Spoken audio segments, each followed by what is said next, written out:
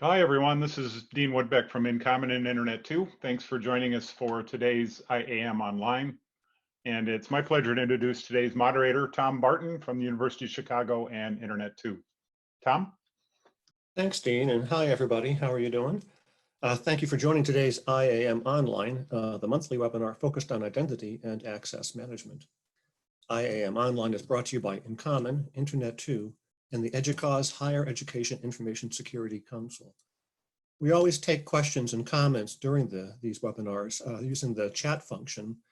And so please do send those during the presentation, and I will try to interject your questions and comments with the presenters as soon as I can.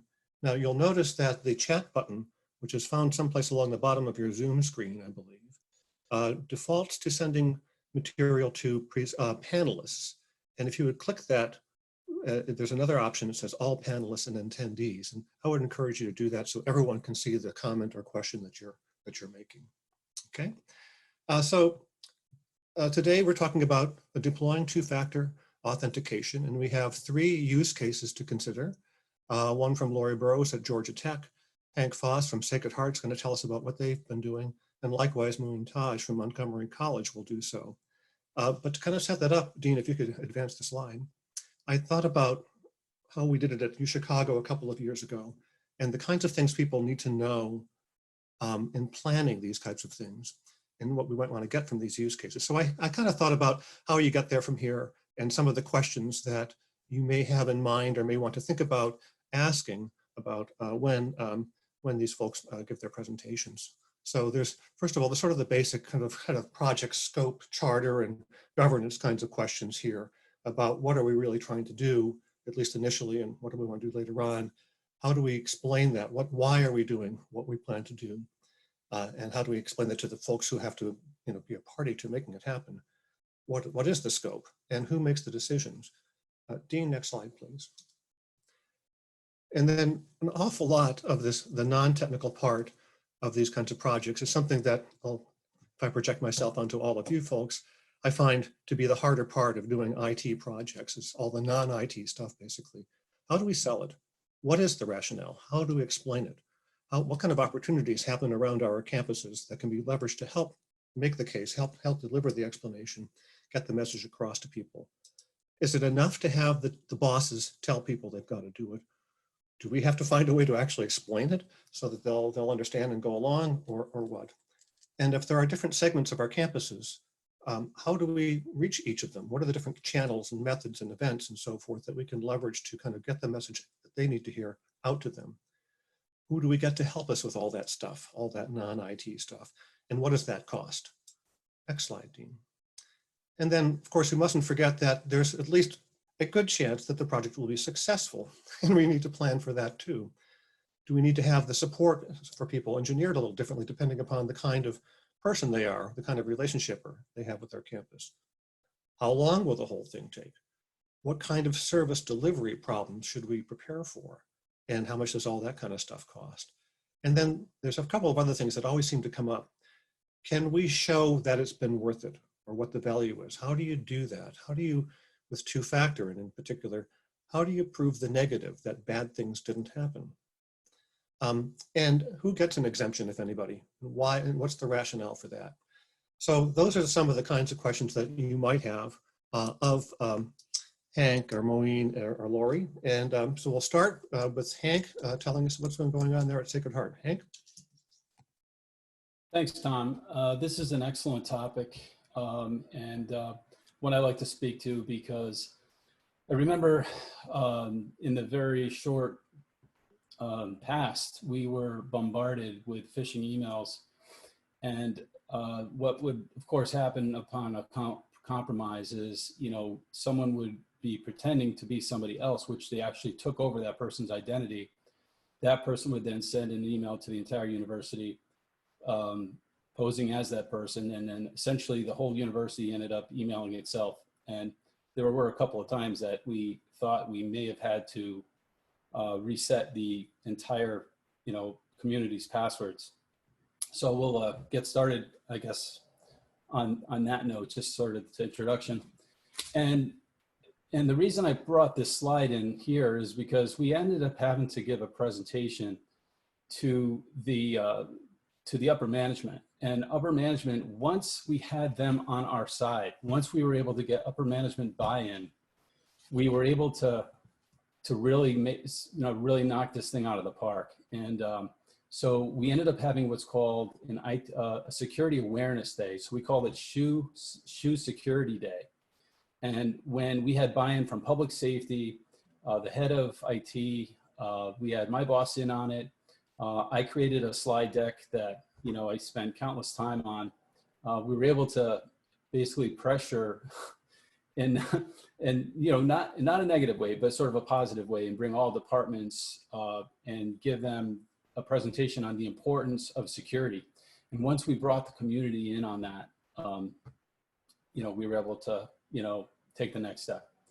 So the next slide will show a little bit more to that.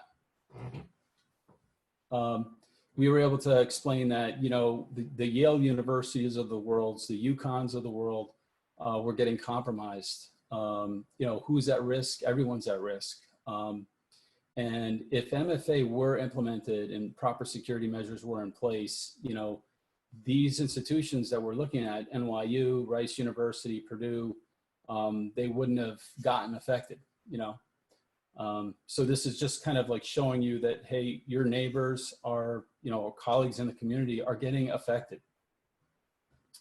Next slide.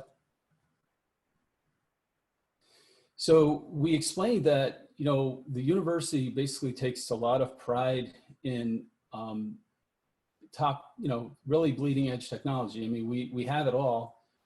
We have the Palo Alto, HA paired firewalls. We have the data center firewall, the edge perimeter firewall. We have the AV for the physical boxes. We have the deep security for your virtual environment. And this is what we wanted to show everybody is that, again, this is part of the original rolling out, winning everybody over in the Security Awareness Day community session.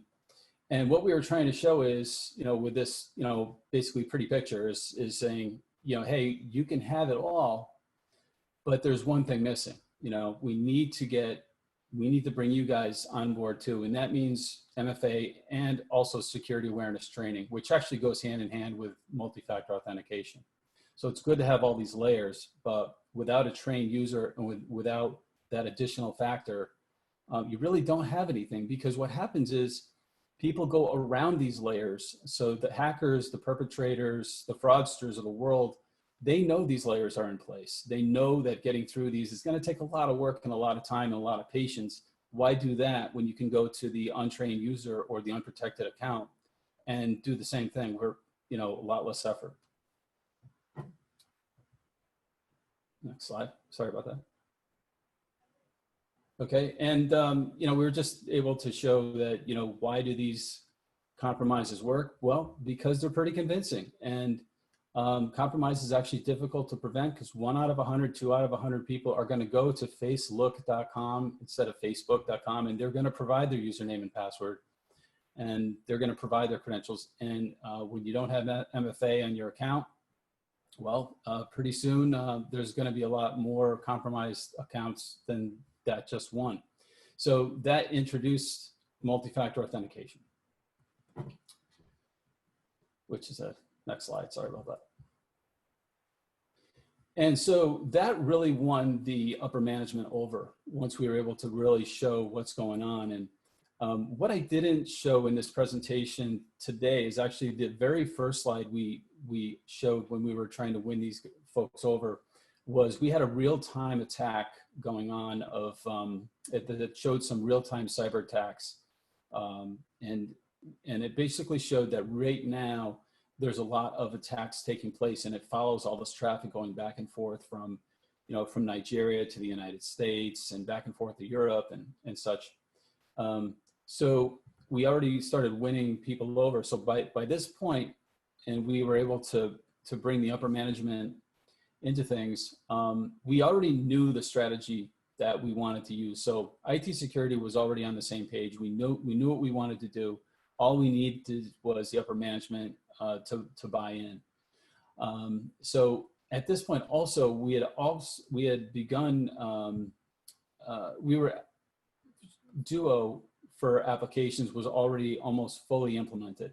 So we were protecting our NetScaler environment. We have a secure desktop environment that has access to a lot of sensitive data. Global Protect VPN, so not just anybody could VPN in. If you were going to VPN in, it would actually go through Duo. Secret server, obviously, we wanted to protect our credentialing environment, where our names and our passwords for service accounts. And we've begun working on our SSO portal. So I have that up there. That's actually a work in progress. That's not done. And one thing that we did differently that I noticed a lot of others, corporations, I come from a corporate environment. I've never known any corporation, any company to protect internal and external connections, meaning that if you're gonna connect to a secure environment internally, why would you be MFA protected? Well, we went with the zero trust model. So, in fact, I almost disagreed with my boss on this, and it almost got a little bit heated, but then I came around kind of quickly for more than one reason. But one was that, we have to protect our inside environment and our external environment as well. So going to certain applications, we wanted to make it so that no matter where you are, whether you're on our Class B or you're not, or you're outside of our Class B network, you have to VPN in, or you have to MFA in. So we decided to protect both methods. So once we got buy-in from the masses via, SHU Security Awareness Day, we were able to proceed forward, and we really got them on board. Yep. Okay, you can go to the next slide. So the steps were essentially getting IT. The IT department is going to be the best place to start for a number of reasons.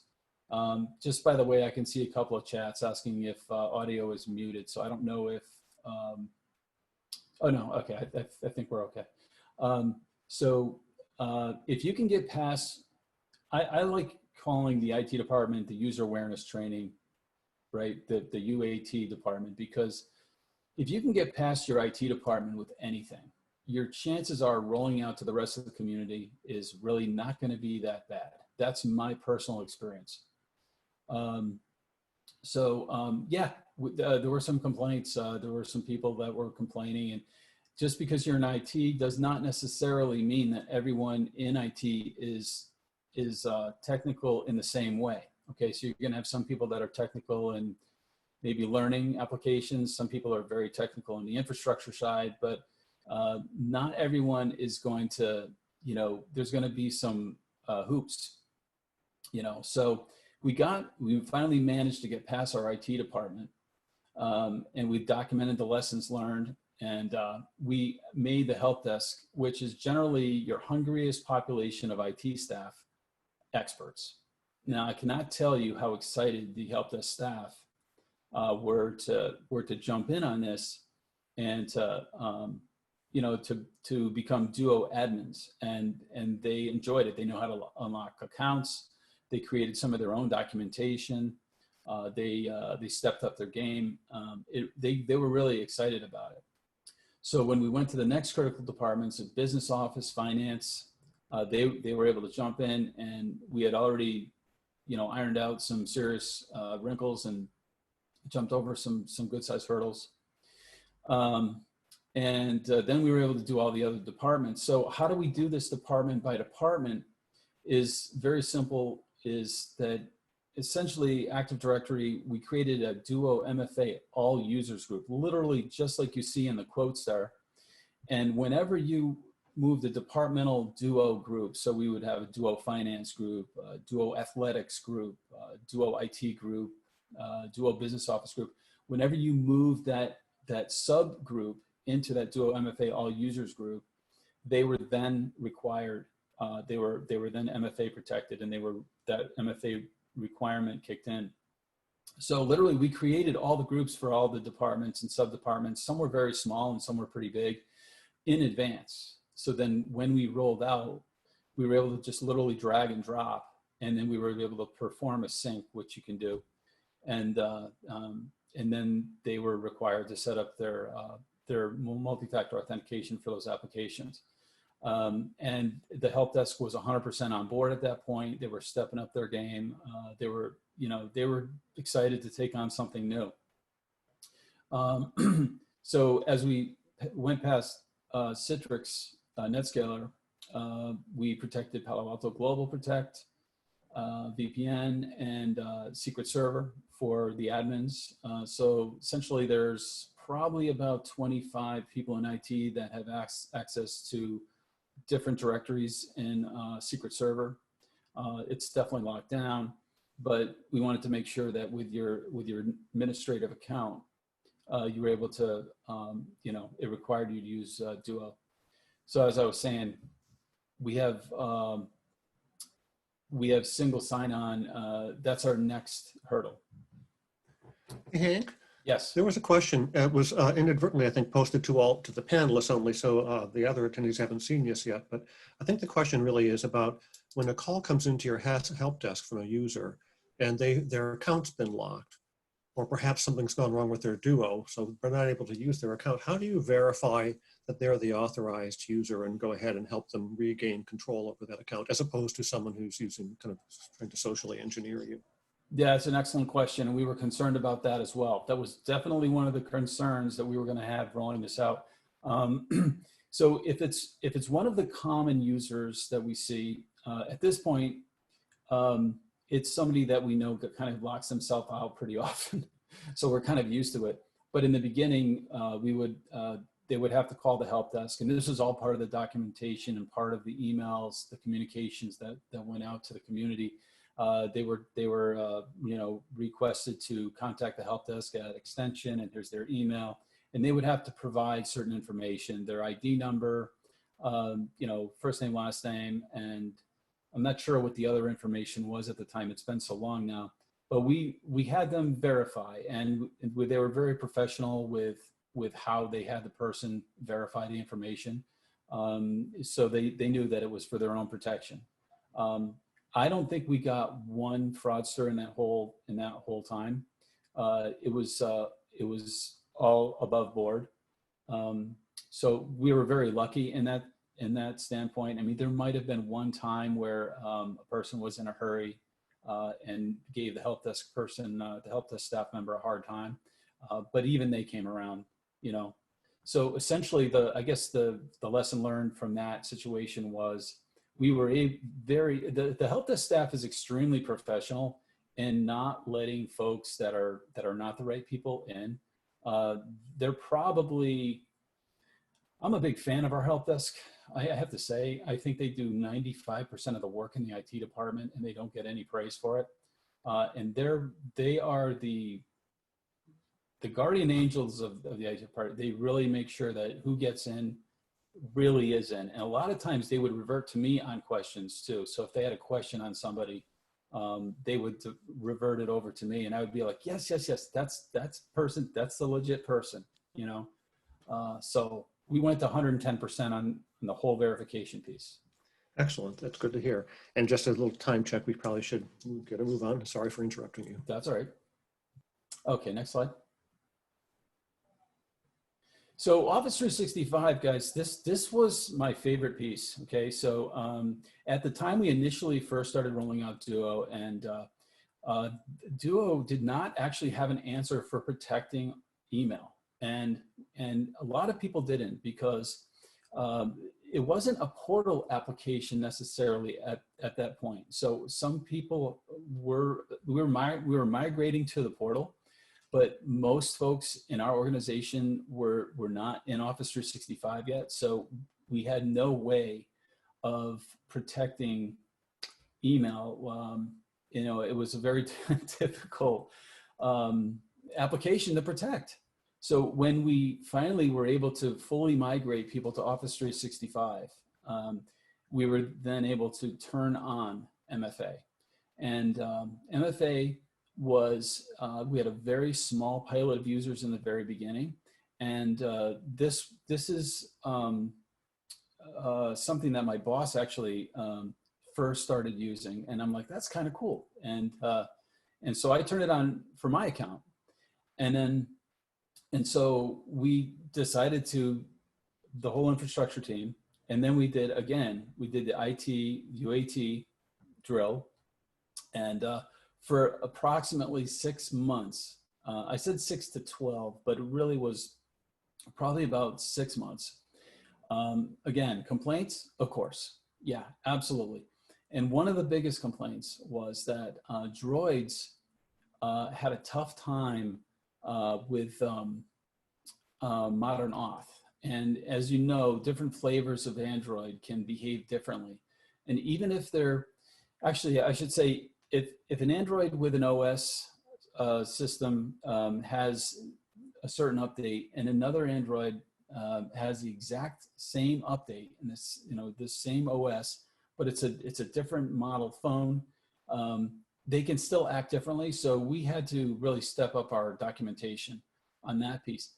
Fortunately, guys, that was about 1% maybe of the entire population. So that was of course, those are going to be under the microscope, right? So those 1%ers are going to appear to be the huge problems. We were able to get by those, and a lot of the advanced the advanced help desk staff stepped up, and they were able to, no, it's not a real big deal. I've seen this before. I've documented. Here's the fix, and they were able to modify the living documentation that we've already created and posted online.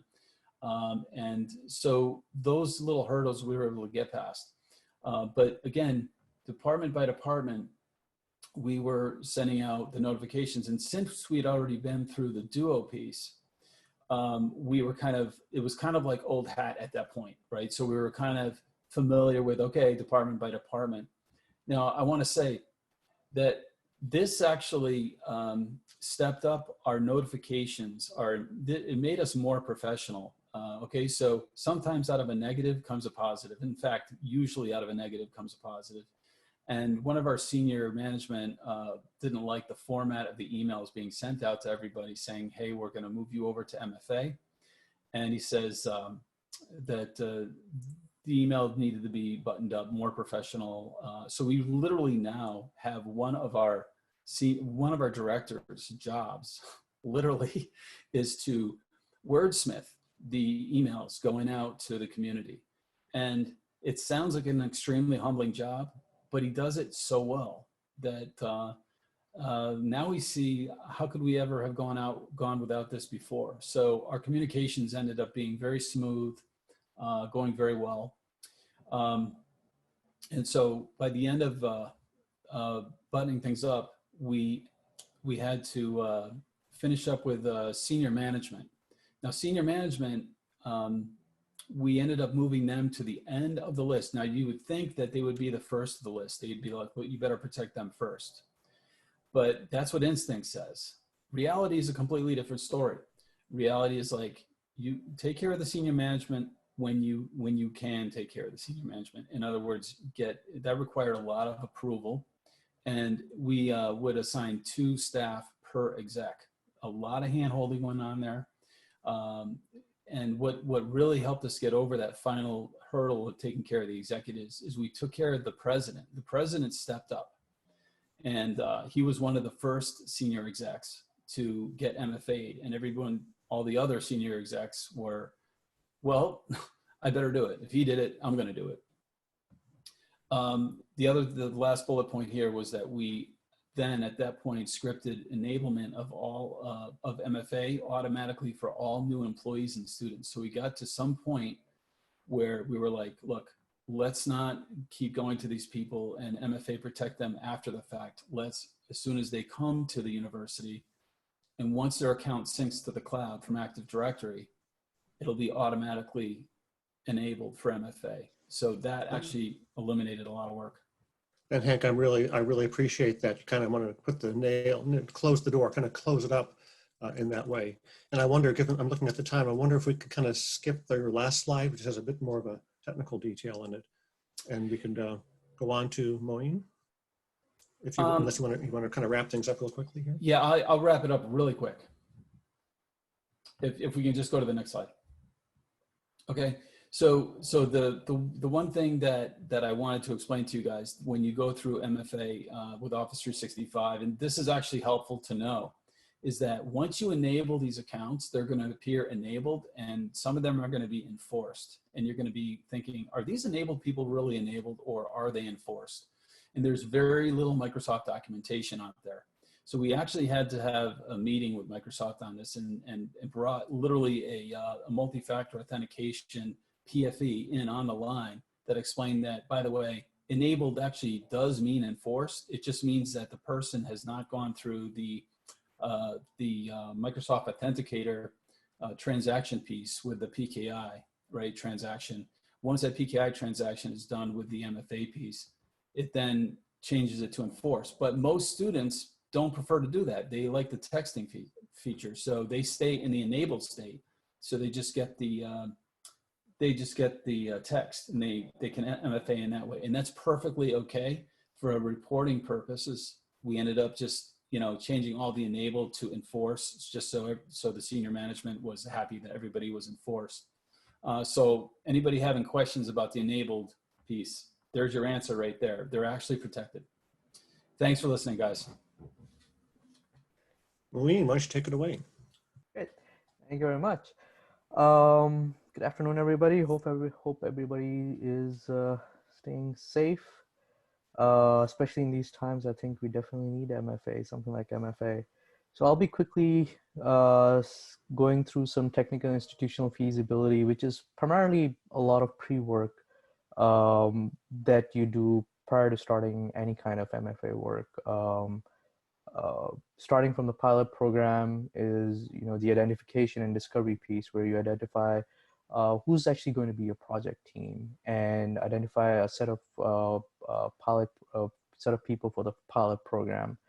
And don't only stick to IT. A lot of us, we tend to go for only the people on IT. A lot of majority of the people are tech savvy, or they understand technology, so it's easier for us to roll it out to them. What we tried to do was we actually tried to go out and talk to actually different departments and ask them to start signing up for MFA in our pilot program and see what kind of experience they've had. And during that phase, we were constantly in touch with them, having touch points, or every week, every other week, just to see how things are going, what difficulties they were having. And that's primarily what we're trying to do, was to gather some FAQs, or frequently asked questions, which we would always put on our website, the MFA website, the Rollout website that we had. So the idea basically was to identify potential issues, rollout issues, potential questions that people might have, or the college community might have. That helped us preempt a lot of things that eventually are going to be coming our way once we start rolling it out. And one of the other things we were looking for is redundancies for multi-factor authentication. By that, it's mostly if you have an application behind single sign-on, you don't want to have a single sign-on and multi-factor authentication behind single sign-on, and then when you click on any other application in your portal, you're asking for MFA again. That kind of annoyed a lot of the people that we rolled out the pilot to. They said, hey, if we've already used MFA to sign on to our portal, why do we need to do MFA again? So what we tried to do was we tried to eliminate a lot of these redundancies, primarily for the identification and discovery purposes. We tried to keep it small, discover as many issues and problems as we can, look at the barriers for adoption, and start looking at rollout from there. Next slide, please. The other piece is the institutional readiness. One of the things that we learned is that even though IT is managing and leading this project, this is necessarily not an IT project. This is more of an institutional project. So the sponsor for this should not be, or ideally should not be from the IT department. The sponsor should be someone who is a bit higher up. For us, we were very glad that our president was really involved in the rollout for all of this, and she was a very good proponent for this. At the very end, I'm gonna put a link in there as well for one of the videos that our president recorded about MFA and how she uses MFA to log on. That actually helped out in our rollout. Is identifying a stakeholder, identifying majority of the stakeholders across the board, student services, academic advisors, financial aid, but think of it as an institutional project rather than just an IT project. That really helps with rollout. The 4 questions that we really tried to address ahead of time was why, who, when, and what. If you can go to the next slide, we'll kind of give you an idea of some. This is just an example um, about what kind of whys you can look at. One of the things is financial aid. This is basically going to be preventing a lot of the attacks, phishing attacks, and other social hackings that's predominantly out there. And for every institution, it's right now at this point in time, multi-factor is one of the best ways out there to help prevent a lot of the attacks that are happening. So we looked at it from securing our PII or personally identifiable information, preventing different attacks, and especially when the Department of Education is asking a lot of these a lot of the higher education institutes to be in compliance with the GLBA. And these reviews need to be happening as part of the assessments that we're doing.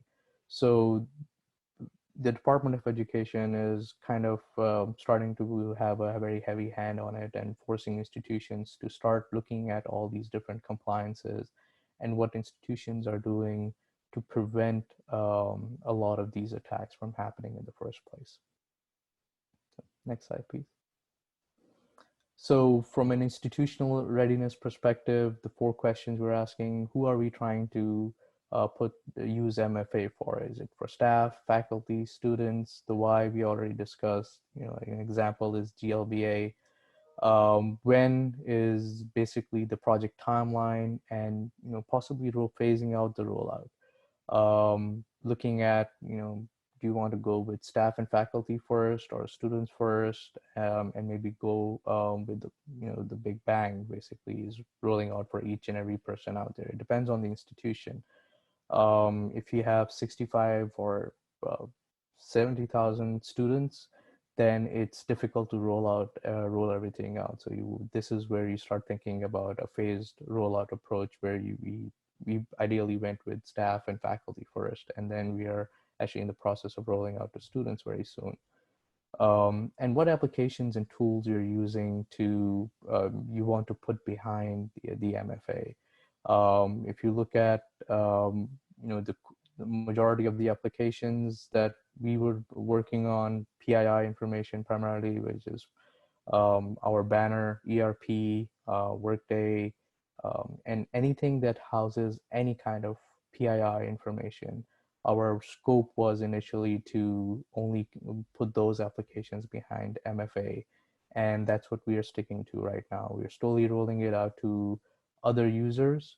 We are going to be putting servers behind it as well now. And slowly and steadily, this whole MFA piece is a phased rollout for us. We're going to roll out slowly to everything that we can, which needs to be secure. Next slide, please. Things that really worked for us is the phased rollout, as I mentioned, where we are only looking at applications with PII information, roll it out for only staff and faculty. And we had an opt-in MFA period. And this was basically a period where it was optional for people to use MFA. But there was a point in time where we switched over and we said, sorry, if you are, you have to use MFA now in order to use this application. So, and it depends from person to person. That's from institution to institution, sorry. For us, it was 1 month. There are institutions I've seen that have this opt-in period for a very long time, just to have that slow approach to rolling out things. Because if you all of a sudden say that, hey, we're going to turn on MFA starting tomorrow, then everybody needs to sign up. It's a huge load on the service desk. So just to have that staggered approach, we have this opt-in period where people opt in and sign up for it. And we have these slow campaigns where we go department by department and say, hey, can you, this week we're going to concentrate on this department. This week we're going to concentrate on this, send out some communication to those folks. This week we're going to be going to this campus and, talking to the employees that are working in that department. So that was basically our opt-in period where we tried to stagger as much as we can. And that reduced a lot of the workload that we had on our service desk. Maureen, this is Tom. I wonder if I could interrupt with another question I've been saving up for you. Mm-hmm. And it, kind of the segue from, and I have to say that you're talking about phasing to level the curve. We all know about leveling curves to avoid overwhelming support systems these days very well. Mm-hmm. So appreciate that it's true here too. But my question, one that I want to pass along, is there was a concern when you first roll out Duo to users. Of course, you don't already have MFA to have a stronger assurance that they're the right person. And so it could be that that the person you're rolling it out to is not the person to whom the account is assigned, but someone who's taken over control of their account. Did you guys worry about that, and what did you do about it, if anything? We did, yes, we definitely did worry about that. And it was for us, it was more of a communication approach. It was more, not a proactive approach, but a reactive approach, where, the staggered approach really helped us out, where we could concentrate on, certain groups of people while we were rolling it out. So yes, we were always concerned about it.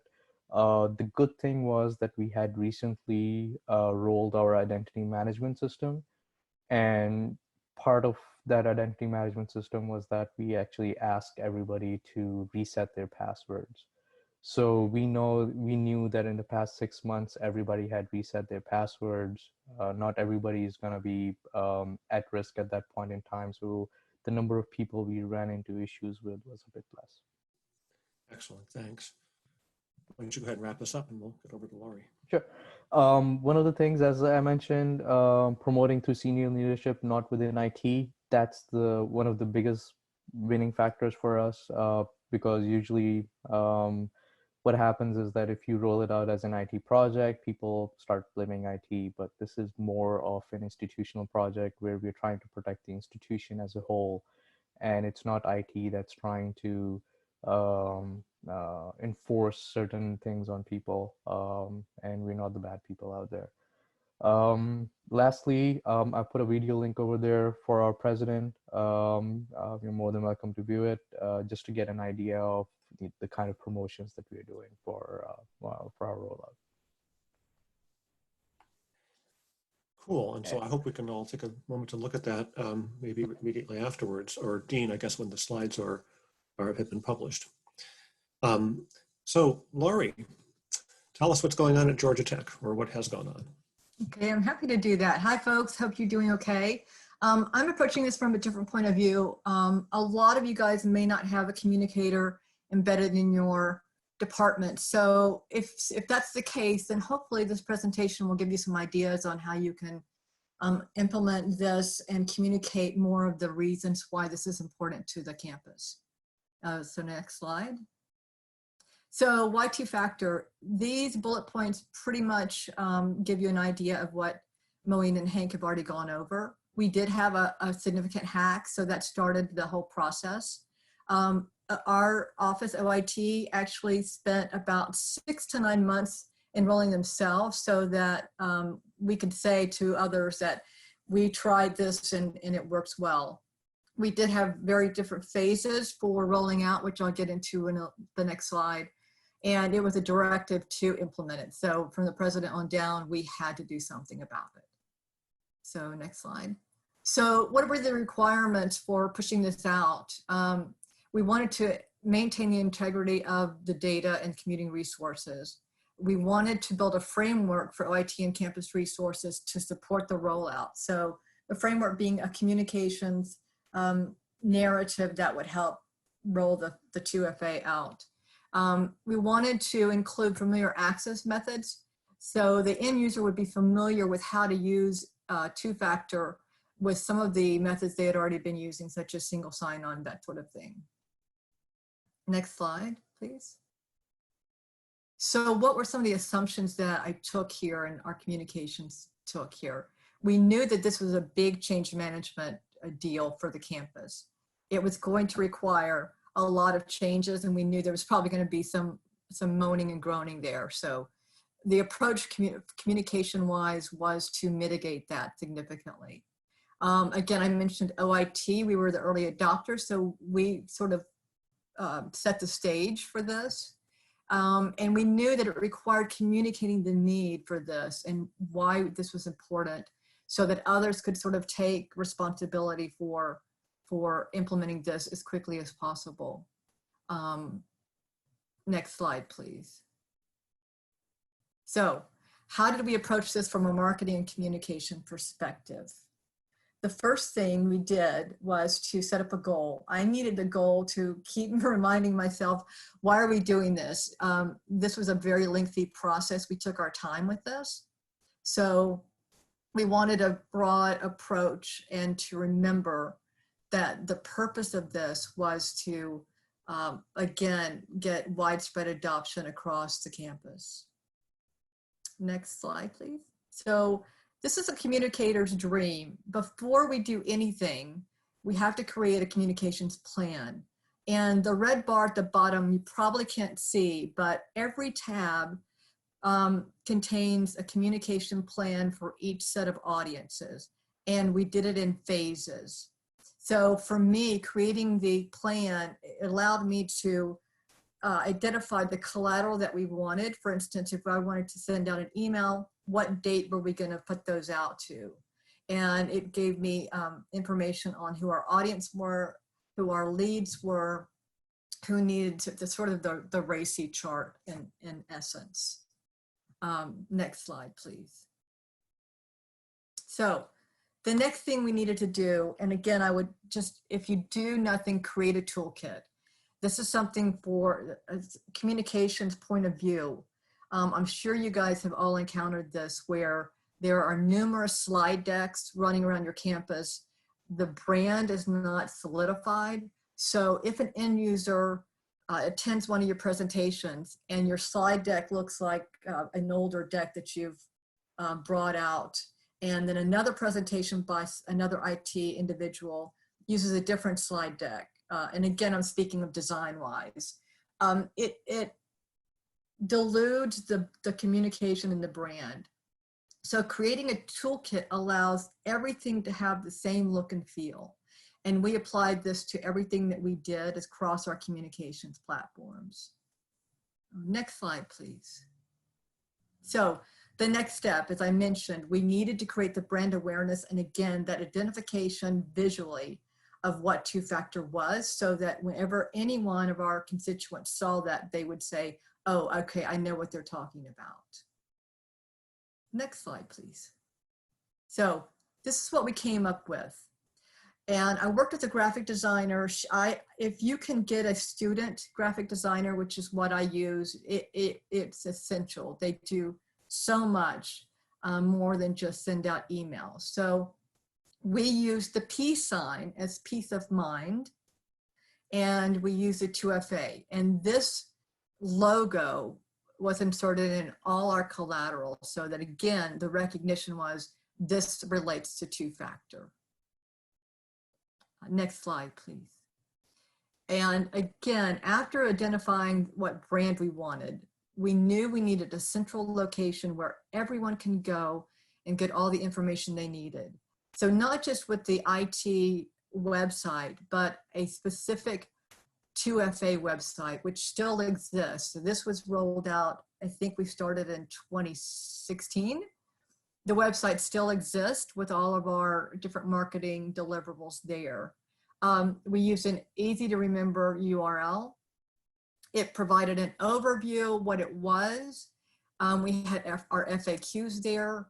We had different detailed instructions on how to enroll depending on the audience, the students, the employees, and other resource and training materials. One of the things that we did embed too in the homepage was a video that went through the details of how to enroll. Next slide, please. So essential to a communication plan is to have a project manager. And if your department doesn't have a professional group of PMs, I would suggest definitely assigning someone to lead that role. Our project manager kept us on task with meetings with different stakeholders, different IT professionals within our colleges. He ran the meetings, he met with individual stakeholders, and creating that toolkit would allowed him to go out into the world of our different departments and present and basically enroll people while they were there. And again, using the same look and feel that we had created with our branding. Next slide, please. And Lori, just in case you haven't seen the chat, there's, I would add my voice to those that are saying they really love that brand and what a great idea that is. Oh, thank you. I appreciate the feedback. That's great. We are open to you can use it yourself if you so desire. So yeah, you can pinch the brand. Cool, thanks. It's very complimentary. We appreciate that. So collaboration along with communication. Again, if we can communicate till the cows come home, to use that expression, but unless we have the collaboration and the buy-in from our stakeholders, it's not going to work. So again, I mentioned we had IT embedded in each of our colleges. Those guys attended all of our meetings. They were the ones that communicated to their faculty. Faculty coming an email from me, they didn't know who I was. So taking this seriously really had more effect when it came from someone that they identified with. So again, the communicator, it was essential that the communicator worked with these stakeholders and ensured again that they had access to the toolkit, or if there were any questions that they needed to ask around how to communicate effectively to specific audiences, then we were there as a partner in that. Okay, next slide, please. So speaking of the different audiences, we started actually with Hank and Moeen. They discussed the different approaches and the different audiences that they started out with. We wanted to go high up first. And again, I think Moeen mentioned this as far as the president's video. We didn't create a video, but we did make sure that it was communicated that our president's office were the first ones to identify and take on the two-factor authentication role. So they're implementing that on their smartphones were the things that we communicated down, and it became a pretty easy way to get buy-in. At times, I will say, when we got down to the college level, and all of you probably have encountered this with faculty, they're sometimes reluctant to change. They have very busy schedules, of course. So knowing that without the president's approval, we also poked the provost, and the provost sent out quarterly newsletters. So we also used that approach as well to bring home the importance of that to those specific audiences. We use campus news outlets, and again, we use numerous platforms, which I mentioned in the communications toolkit. So this is just, I wanted to give you a couple of slides that are going to be following here on our statistics on the effectiveness of the communications overall.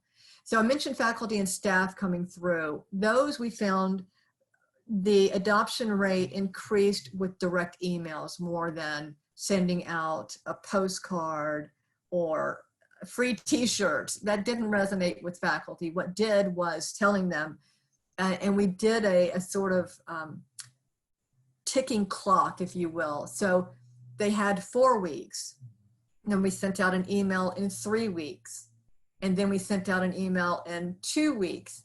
And as you can see, the 4 weeks out, there was very little movement. And then when it came to the second and third email, folks knew that there was a deadline. And we were our IT department was pretty tough in saying, if you didn't enroll after this deadline, you're going to get shut out. So that was a pretty brutal message, but it was extremely effective. So next slide, please. So I mentioned postcards sending to faculty. This was not a good approach for them. However, with the student audience, this really resonated. You would think in our time that a way to communicate in paper would not be effective. However, the group that we targeted first as far as students were those that were incoming freshmen in orientation. So as they're lining up to get their buzz cards, as we call them, their Georgia Tech IDs, we had a table set up and our cybersecurity folks manned that table. And as they came through, they handed out the postcard. In a glance, we wanted to communicate what it means to enroll. And I think this was extremely effective because, one, we used our brand. Two, again, we used visuals instead of a lot of text to get the message across. We gave them a deadline. On the other side of the postcard, we also included the URL to the website and a URL to the video that resided on the website. Next slide, please. So I wanted to give you an idea. Again, I mentioned the video. We actually, again, this is something that I would recommend, not only have a student graphic designer, but if you can get a student to actually create a video, that helped keep our budget down tremendously. As communicators, as you guys know, in the university, money is scarce. I didn't have a lot of funds for this. So we did a lot of creative thinking, and we did use the resources of our students to help us out tremendously. So again, within probably 3 to 4 weeks, we had over 50,000 views on our YouTube channel. And you can see the September, you can see how it increased in September, which is where the orientation occurred. So next slide, please. So other efforts that we used to enroll students. So again, if we saw that the uptick was a little bit slow, our cyber folks were really great about setting up tables in areas where we knew there was a high traffic area, specifically the student center, the commons areas. And we had banners, large banners with the brand. And we also created t-shirts. Believe it or not, you think students have all the t-shirts that they need. They always want another t-shirt. So we had the OIT logo on the front of the t-shirt, which was an approved brand by our Institute Communications. And then we used the 2FA logo on the back. And next slide, please. So our results.